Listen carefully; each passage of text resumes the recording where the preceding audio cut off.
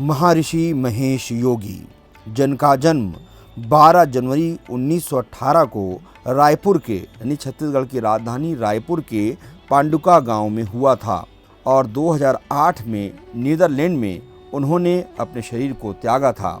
बचपन का नाम महेश प्रसाद श्रीवास्तव था।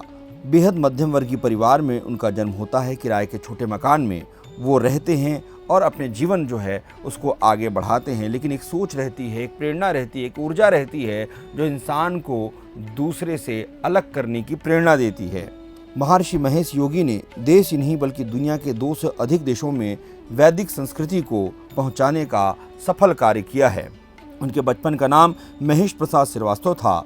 कटनी निवासी बेबू चौदहा के परिवार ने महर्षि का सानिध्य प्राप्त किया। महर्षि के पिता राजस्व विभाग में कार्यरत थे।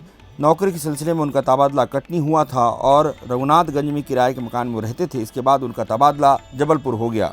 जानकार बताते हैं कि 1953 में वाराणसी के दशमेश घाट में उनके गुरु शंकराचार्य स्वामी ब्रह्मानंद सरस्वती को जल समाधि दी जा रही थी। इसी समय महर्षि योगी वहां पहुंचे। गुरु के विक्षोभ से उतना द्रवित हो गए कि गंगा में छलांग लगा दी थी। जबलपुर जाने के बाद उनके जीवन में बदलाव आता है। कटनी से उनका स्नेह कम नहीं होता। परिवार के साथ कई बार वहां आए।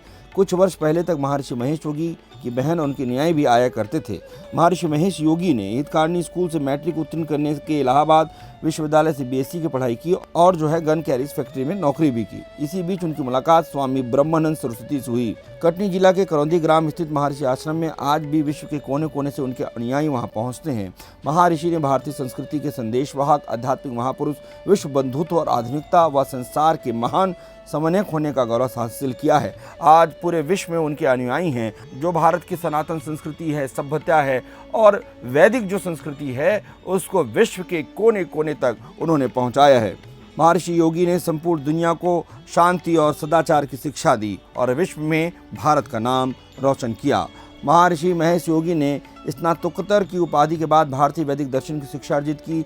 60 के दशक में मशहूर रॉक बैंड बीटल्स के सदस्यों के साथ ही वो कई बड़ी हस्तियों के आध्यात्मिक गुरु हुए, दुनिया भर में प्रसिद्ध हो गए। 40 के 50 के दशक में उन्होंने हिमालय में अपने गुरु से ध्यान और योग की शिक्षा ली।